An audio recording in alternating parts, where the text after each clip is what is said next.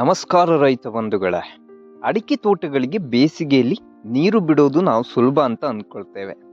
ಆದರೆ ಬೇಸಿಗೆ ಸಂದರ್ಭದಲ್ಲಿ ಅಡಿಕೆ ಗಿಡಗಳಿಗೆ ಸರಿಯಾದ ಪ್ರಮಾಣದಲ್ಲಿ ನೀರು ಬಿಡದೇ ಇದ್ರೆ ಅದು ಡೈರೆಕ್ಟ್ ಆಗಿ ನಿಮ್ಮ ಫಸಲಿನ ಮೇಲೆ ಪರಿಣಾಮ ಬೀಳುತ್ತೆ ಅಂದರೆ ನೀವು ನಂಬ್ತೀರಾ? ಇವತ್ತು ನಾನು ನಿಮಗೆ ಹೇಳೋಕೆ ಹೊರಟಿರೋ ವಿಷಯ ಅಡಿಕೆ ರೈತರಿಗೆ ಖಂಡಿತವಾಗಿ ಸಹಾಯ ಮಾಡುತ್ತೆ. ಸಮ್ಮರ್ ಅಂದರೆ ಬೇಸಿಗೆಯಲ್ಲಿ ಅಡಿಕೆ ಮರಕ್ಕೆ ಎಷ್ಟು ನೀರು ಬೇಕು, ಇನ್ನು ಎಷ್ಟು ದಿನಕ್ಕೊಮ್ಮೆ ನೀರು ಬಿಡಬೇಕು, ಹಾಗೆಯೇ ಯಾವ ವಿಧಾನದಲ್ಲಿ ನೀರು ಬಿಡೋದು ಉತ್ತಮ, ಇವೆಲ್ಲ ವಿಷಯ ನಿಮಗೆ ಸರಿಯಾಗಿ ಗೊತ್ತಿದ್ದರೆ ನಿಮ್ಮ ಫಸಲು ಆಟೋಮೆಟಿಕ್ ಆಗಿ ಇನ್ಕ್ರೀಸ್ ಆಗುತ್ತೆ, ಅಂದರೆ ಜಾಸ್ತಿ ಆಗುತ್ತೆ. ಹಾಗಾಗಿ ವಿಡಿಯೋವನ್ನು ಕೊನೆ ತನಕ ನೋಡಿ. ಇನ್ನು ನನ್ನ ಚಾನಲ್ ನಿರುತ್ತರವನ್ನು ಇನ್ನೂ ಸಬ್ಸ್ಕ್ರೈಬ್ ಮಾಡ್ಕೊಳ್ಳಿಲ್ಲ ಅಂದರೆ ದಯವಿಟ್ಟು ಮಾಡ್ಕೊಳ್ಳಿ ಅಂತ ಹೇಳ್ತಾ ವಿಡಿಯೋವನ್ನು ಶುರು ಮಾಡೋಣ. ಫಸ್ಟ್ ಥಿಂಗ್ ಏನಂದರೆ, ಸಮ್ಮರ್ ಅಥವಾ ಬೇಸಿಗೆ ಅಂದರೆ ಅಡಿಕೆಗೆ ಒಂದು ಬಹು ಕಷ್ಟಕರವಾದ ಸಮಯ ಅಂತಾನೆ ಹೇಳ್ಬೋದು.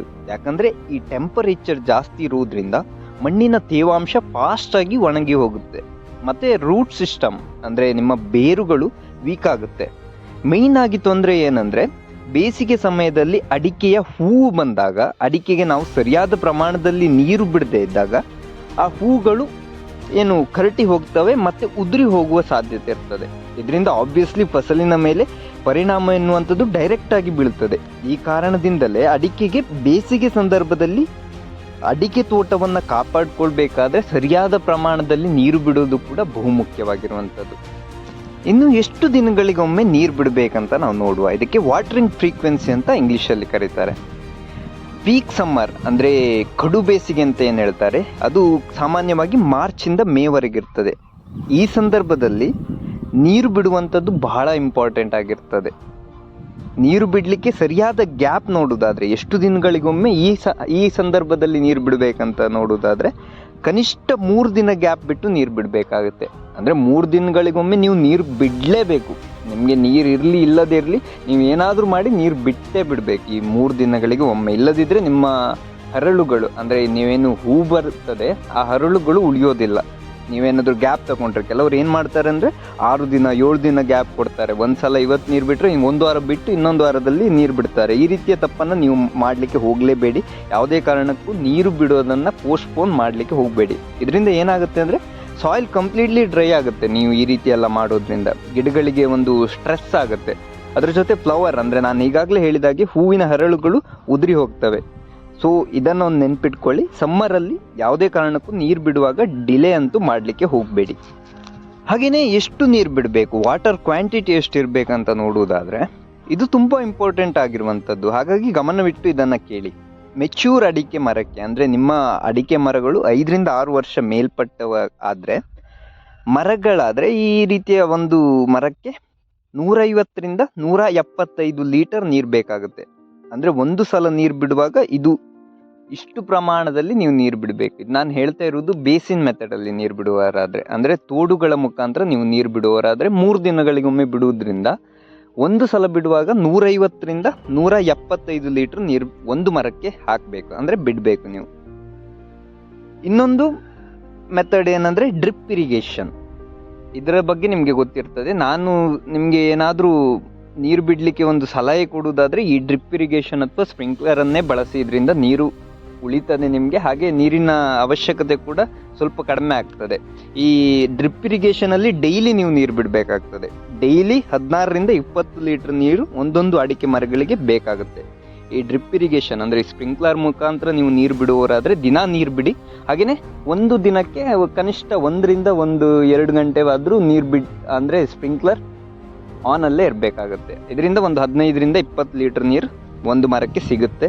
ಹಾಗೆಯೇ ಏನಾದರೂ ನಿಮ್ಮ ಗಿಡಗಳು ಚಿಕ್ಕವಾಗಿದ್ದರೆ, ಈಗೇನು 1 ರಿಂದ 3 ವರ್ಷದ ಗಿಡಗಳಾದರೆ ಸ್ವಲ್ಪ ನೀರಿನ ಪ್ರಮಾಣ ಕೂಡ ಕಡಿಮೆ ಮಾಡ್ಕೊಳ್ಬೋದು. ಅಂದರೆ ಒಂದು ಗಿಡಕ್ಕೆ 10 ರಿಂದ 15 ಲೀಟ್ರ್ ಸಾಕಾಗುತ್ತೆ. ಕೆಲವರು ಏನು ಮಾಡ್ತಾರೆ ಅಂದರೆ ಒಂದು ಸರಿ ತುಂಬ ನೀರು ಹಾಕ್ತಾರೆ, ಅಂದರೆ ಡೈಲಿ ಬಿಡೋದಿಲ್ಲ. ಈ ಡೈಲಿ ಬಿಡಬೇಕಾಗುತ್ತೆ. ಈ ಸ್ಪ್ರಿಂಕ್ಲರ್ ನೀರಿನಲ್ಲಿ ಕನಿಷ್ಠ ವಾರಕ್ಕೆ ಒಂದು 4-5 ನೀರಾದರೂ ಬಿಡಬೇಕು. ಡೈಲಿ ಬಿಟ್ಟರೆ ಬೆಸ್ಟ್ ಅಂತಲೇ ಹೇಳ್ಬೋದು. ಯಾಕಂದರೆ ಬೇಸಿಗೆ ಸಮಯದಲ್ಲಿ ಕನ್ಸಿಸ್ಟೆಂಟಾಗಿ ನಿಮ್ಮ ಮಣ್ಣು ತೇವಾಂಶವಾಗಿದ್ದರೆ ಹರಳು ಉದುರುವುದೆಲ್ಲ ಕಡಿಮೆ ಆಗುತ್ತೆ, ಹಾಗೆ ಗಿಡಗಳಿಗೆ ಸ್ಟ್ರೆಸ್ ಆಗೋದು. ಯಾವ ನೀರಾವರಿ ಪದ್ಧತಿ ಬೆಸ್ಟ್ ಅಂತ ಹೇಳುವುದಾದರೆ ನಾನು ಈಗಾಗಲೇ ಹೇಳಿದ್ದೇನೆ, ಈ ಬೇಸಿನ್ ಮೆಥಡ್ಗಿಂತ ಬೆಸ್ಟ್ ಇರುವುದು ಯಾವುದಂದ್ರೆ ಡ್ರಿಪ್ ಇರಿಗೇಷನ್ ಅಥವಾ ನಿಮ್ಮ ಹನಿ ನೀರಾವರಿ ಪದ್ಧತಿ ಅಥವಾ ಸ್ಪ್ರಿಂಕ್ಲರ್ ವ್ಯವಸ್ಥೆ ಏನಿದೆ ಅದು ಬೆಸ್ಟ್ ಅಂತಾನೆ ಹೇಳ್ಬೋದು. ಇದರಿಂದ ನಿಮಗೆ ಬೇಸಿಗೆ ಸಂದರ್ಭದಲ್ಲಿ ನೀರು ಕಡಿಮೆ ಆದರೆ ಕೂಡ ಸ್ವಲ್ಪ ಮ್ಯಾನೇಜ್ ಮಾಡ್ಕೊಳ್ಬೋದು. ಈ ಬೇಸಿನ್ ವ್ಯವಸ್ಥೆಯಲ್ಲಿ ನೀರು ತುಂಬ ಬೇಕಾಗುತ್ತೆ ನಿಮಗೆ, ಅಂದರೆ 150ರಿಂದ 175 ಲೀಟ್ರ್ ಒಮ್ಮೊಮ್ಮೆ ಒಂದೊಂದು ಗಿಡಕ್ಕೆ ಬಿಡುವುದಂದರೆ ಬಹಳ ಕಷ್ಟಕರವಾದಂಥ ವಿಷಯ. ಹಾಗಾಗಿ ನೀವು ಈ ಸ್ಪ್ರಿಂಕ್ಲರ್ ವ್ಯವಸ್ಥೆಯನ್ನೇ ಬಳಸಿ ಅಂತ ನಾನು ಹೇಳ್ತೇನೆ. ಇದರಿಂದ ನಿಮ್ಮ ಹಣ ಕೂಡ ಸ್ವಲ್ಪ ಉಳಿತದೆ, ನೀರು ಕೂಡ ಉಳಿತದೆ, ಹಾಗೆ ಗಿಡಗಳಿಗೆ ಒಳ್ಳೆಯದು ಕೂಡ. ಇದರಿಂದ ಕನ್ಸಿಸ್ಟೆಂಟ್ ಆಗಿ ಮಣ್ಣಿನ ತೇವಾಂಶ ಎನ್ನುವಂಥದ್ದು ಹಿಡಿದಿಟ್ಕೊಳ್ಳಲಿಕ್ಕೆ ಸಹಾಯ ಆಗುತ್ತೆ. ಈಗ ಒಂದು ವಿಷಯವನ್ನ ಹೇಳ್ತೇನೆ, ಇದೊಂದು ಬಹಳ ಇಂಪಾರ್ಟೆಂಟ್ ಆಗಿರುವಂಥದ್ದೇ. ಅಂದರೆ ಹೂ ಬಿಡೋ ಸಂದರ್ಭದಲ್ಲಿ ಗಿಡಕ್ಕೆ ಯಾವಾಗಲೂ ಮಣ್ಣಿನ ತೇವಾಂಶ ಬೇಕಾಗುತ್ತೆ. ಹಾಗಾಗಿ ಡೈಲಿ ನೀರು ಬಿಡಬೇಕು ಈ ಸಂದರ್ಭದಲ್ಲಿ. ಅಂದರೆ ನೀವು ಡ್ರಿಪ್ ಇರಿಗೇಷನ್ ಅಂದರೆ ಈ ಸ್ಪ್ರಿಂಕ್ಲರ್ ವ್ಯವಸ್ಥೆಯಲ್ಲಿ ಡೈಲಿ ನೀರು ಬಿಡಿ. ನೀರು ಯಾವುದೇ ಕಾರಣಕ್ಕೂ ಡಿಲೇ ಮಾಡಬೇಡಿ. ಈ ಡಿಲೇ ಮಾಡೋದ್ರಿಂದ ಏನಾಗುತ್ತೆ ಅಂದರೆ ಬಟನ್ ಶೆಡಿಂಗ್ ಅಂತ ಕೇಳಿರ್ತೀರ, ಅಥವಾ ಈ ಹರಳು ಉದುರುವುದು. ಈ ಏನು ಹೂ ಬಿಡುವ ಸಂದರ್ಭದಲ್ಲಿ ಈ ಹರಳುಗಳಾಗ್ತವೆ ನೋಡಿ, ಅಡಿಕೆಯ ಹರಳುಗಳು, ಅದು ಬೀಳ್ತವೆ ನೀರೇನಾದರೂ ಕಡಿಮೆ ಆದರೆ, ಅಂದರೆ ಕರಟಿ ಹೋದಾಗ ಆಗ್ತದೆ. ಆ ಕಾರಣದಿಂದ ಡೈಲಿ ನೀರು ಬಿಡಿ. ಅಂದರೆ ಮಾಯ್ಶ್ಚರ್ ಎನ್ನುವಂಥದ್ದು ಮಣ್ಣಿನಲ್ಲಿ ಯಾವಾಗಲೂ ಇರಬೇಕು. ಇದರಿಂದ ಕಾಯಿ ಸರಿಯಾಗಿ ಸೆಟ್ ಆಗುತ್ತದೆ, ಅದ್ರ ಜೊತೆ ನಿಮ್ಮ ಇಳುವರಿ ಕೂಡ ಜಾಸ್ತಿ ಆಗುತ್ತೆ. ಇದನ್ನು ತುಂಬ ಜನ ನೆಗ್ಲೆಕ್ಟ್ ಮಾಡ್ತಾರೆ, ಆದರೆ ಇದು ನಿಮ್ಮ ಒಂದು ಬಹುದೊಡ್ಡ ತಪ್ಪಾಗುತ್ತೆ. ಇದನ್ನು ನಿರ್ಲಕ್ಷಿಸಲಿಕ್ಕೆ ಯಾವುದೇ ಕಾರಣಕ್ಕೂ ಹೋಗಬೇಡಿ ಅಂತ ನಾನು ಹೇಳ್ತೇನೆ. ಒಂದು ಸಮ್ಮರ್ ಪ್ರೊಟೆಕ್ಷನ್ ಮಾಡುವುದು ಹೇಗಂದರೆ, ಮಣ್ಣಿನ ತೇವಾಂಶ ಯಾವಾಗಲೂ ಕಾಪಾಡಿಕೊಂಡು ಹೀಟ್ ಕಂಟ್ರೋಲ್ ಮಾಡಬೇಕಾದ್ರೆ ಮಲ್ಚಿಂಗ್ ಮಾಡಬೇಕು. ಅಂದರೆ ಈ ಅಡಿಕೆಯ ಒಣಗಿದ ಸೋಗೆಗಳು, ಇಲ್ಲಾಂದರೆ ತೆಂಗಿನ ಸೋಗೆಗಳಿಂದ ಅಥವಾ ತರೆಗಲೆಗಳಿದ್ದರೆ ಅಡಿಕೆಯ ಬುಡವನ್ನು ಇದರಿಂದ ಮುಚ್ಚಿ. ಇದರಿಂದ ಏನಾಗುತ್ತೆ ಅಂದರೆ ಮಣ್ಣು ಕೂಲಾಗಿರುತ್ತೆ, ನೀರನ್ನು ಇವು ಹಿಡಿದಿಟ್ಟುಕೊಳ್ಳುವಲ್ಲಿ ಸಹಾಯ ಮಾಡ್ತವೆ, ತೇವಾಂಶ ಕಾಪಾಡುತ್ತೆ. ಹಾಗೆಯೇ ಅಡಿಕೆಯ ಬೇರುಗಳು ಕೂಡ ಕೂಲಾಗಿರುತ್ತೆ. ಹಾಗೆಯೇ ಕೊನೆಯಲ್ಲಿ ಈ ಒಂದು ಸಿಂಪಲ್ ರೂಲನ್ನು ನೆನಪಲ್ಲಿ ಇಟ್ಕೊಳ್ಳಿ, ಏನಂದರೆ ಕರೆಕ್ಟಾಗಿ ನೀವೇನಾದರೂ ನೀರು ಬಿಟ್ಟರೆ ಈ ಬೇಸಿಗೆ ಸಂದರ್ಭದಲ್ಲಿ ನಿಮ್ಮ ಗಿಡ ಎನ್ನುವಂಥದ್ದು ಸ್ಟ್ರಾಂಗ್ ಆಗಿಯೇ ಉಳಿತದೆ, ಫಸಲು ಕೂಡ ಸರಿಯಾಗಿ ಹಿಡಿಯುತ್ತೆ. ಹಾಗಾಗಿ ಈ ಕೃಷಿಯಲ್ಲಿ ಕೆಲವೊಂದು ಚಿಕ್ಕ ಪುಟ್ಟ ಬದಲಾವಣೆಯಿಂದ ದೊಡ್ಡ ಪರಿಣಾಮವನ್ನೇ ನಾವು ಕಾಣ್ಬೋದು.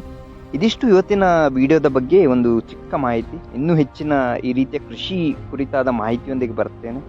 ಹಾಗೆಯೇ ಇನ್ನೂ ನನ್ನ ಚಾನಲನ್ನು ನೀವು ತುಂಬ ಜನ ಸಬ್ಸ್ಕ್ರೈಬ್ ಮಾಡಿಕೊಳ್ಳಿಲ್ಲ, ದಯವಿಟ್ಟು ಮಾಡಿಕೊಳ್ಳಿ ಅಂತ ಹೇಳ್ತಾ ವಿಡಿಯೋವನ್ನು ಮುಗಿಸ್ತೇನೆ. ಧನ್ಯವಾದಗಳು.